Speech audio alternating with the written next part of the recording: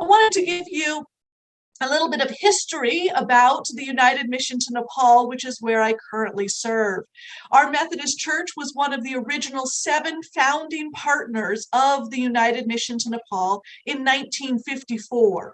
And today, the United Mission to Nepal, UMN, works ecumenically with over 35 global partners from Hong Kong to Finland, with this vision, a vision of fullness of life for all in a transformed Nepali society.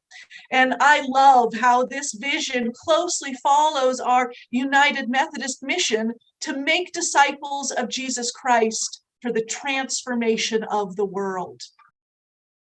In the United Mission to Nepal, we are inspired by the love and teachings of Jesus Christ to reach and bring long-term transformation among the most poor, vulnerable, and marginalized people in 9 districts of Nepal. And those 9 districts are shown in these darker colors on the political map at the bottom here. Our headquarters is in Kathmandu, which is this tiny orange bit right there on the eastern side, and that's where I currently live.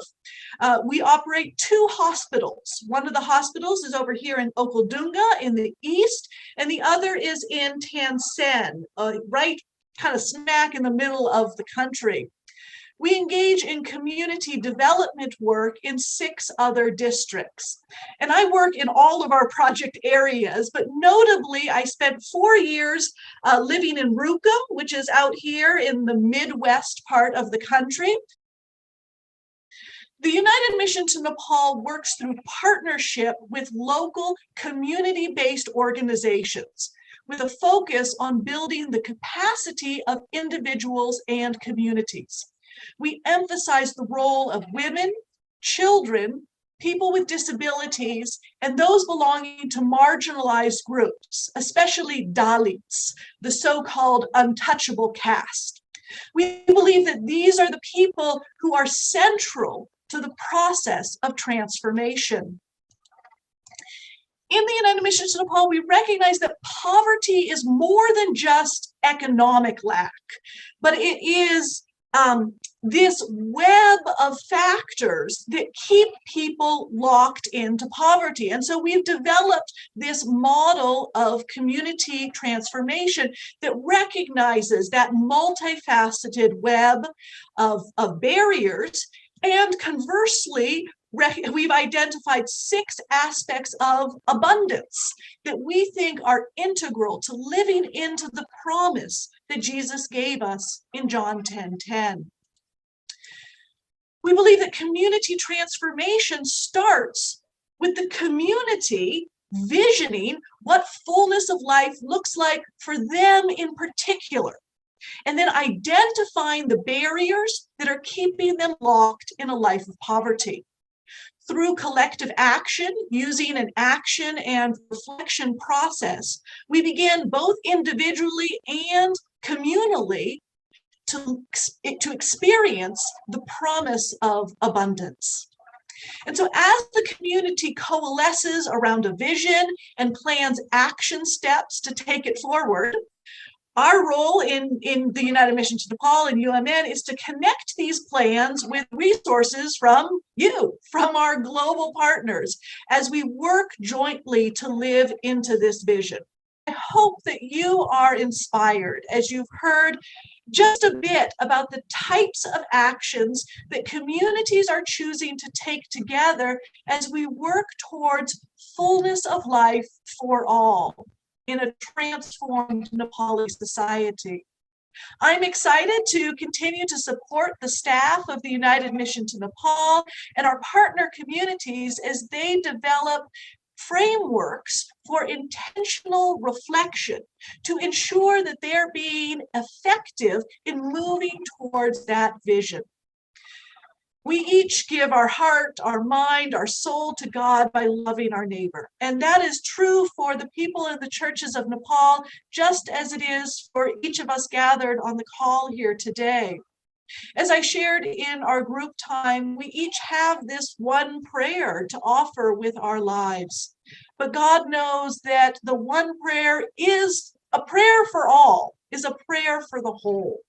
And I'm so grateful to be part of a connectional church with each of you gathered here today, because I know that God is using each of us and making our whole greater than the sum of our parts. That together we are living into the promise that Jesus gave us, that we can be transformed and that we can experience fullness of life. It's great to be with you, and I appreciate this opportunity to share a little bit. Mission, as you know, is not just a one-way path. There definitely is this connection that's happening both between individuals and on a global scale, and that transformation is happening across all of those connections. So I also have been transformed by this work that I have been privileged to be part of. The biggest transformation happened early on in my work in Cambodia. And a little background about myself: I come from California, so the Western jurisdiction of the United Methodist Church. And where I was growing up, just north of San Francisco, evangelism was kind of a dirty word. It was very much looked down upon. I grew up in a highly unchurched part of the world. And so I was very much shaped by that. I did not think that I was going to be an evangelist. I felt that I was going to serve Christ by serving others, and that I was living out my faith by sharing my love and sharing the love of God that flowed through me. So I was very perplexed when I first came to Cambodia, because Cambodia is still to this day predominantly a Buddhist country, and the Christian community there is a minority. It's perhaps 2% of the population. And so I was kind of interested. What was it that was leading people to convert to Christianity, to leave this Buddhist faith, which is very popular, and I knew lots of people growing up who converted to Buddhism. So why were people converting to Christianity? And so I spent a couple years going around asking people, what is it that has changed in your life since you became a Christian? And a story that really impacted me: I was up in the Battambang province, and I asked this to a woman, and she says, well, let me tell you a story. And she says, I have these chickens, and the chickens like to go out and eat the grains and the bugs and the other things in my neighbor's field. And one day I came home and all my chickens were dead. And it happened because my neighbor spread pesticides on the field.